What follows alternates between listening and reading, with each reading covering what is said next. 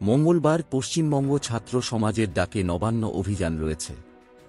ওই কর্মসূচিতে রাজনৈতিক পরিচিতিকে সরিয়ে রেখে ব্যক্তিগতভাবে থাকার জন্য আগেই ইচ্ছা প্রকাশ করেছেন বিধানসভার বিরোধী দলনেতা শুভেন্দু অধিকারী। তার আগেই মঙ্গলবার সকালে শুভেন্দুর দাবি 4 জন ছাত্রনেতা নিখোঁজ। সমাজ মাধ্যমে ওই 4 ছাত্রনেতার নাম উল্লেখ করে বিরোধী দলনেতা লিখেছেন, তাঁরা হাওড়া স্টেশনে আসছিলেন এবং মধ্যরাতের পর আচমকা নিখোঁজ হয়ে গিয়েছেন। শুভেন্দু সমাজ মাধ্যমে লিখেছেন, তাদের কোনো সন্ধান পাওয়া যাচ্ছে না, ফোনেও উত্তর পাওয়া যাচ্ছে না।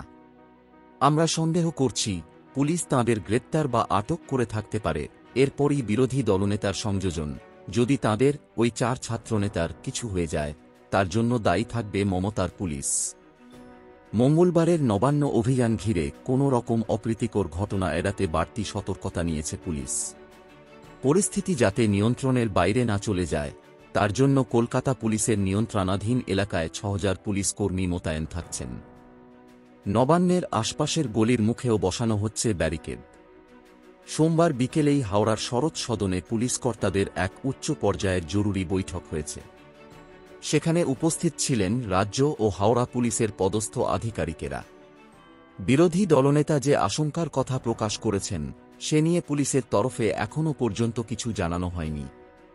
তবে শুভেন্দুর পোস্টের প্রতিক্রিয়ায় তৃণমূল নেতা কুণাল ঘোষ বলেন, এরা আদৌ নিখোঁজ কিনা, কেউ নিখোঁজ করালেন কিনা কেউ জানেন না।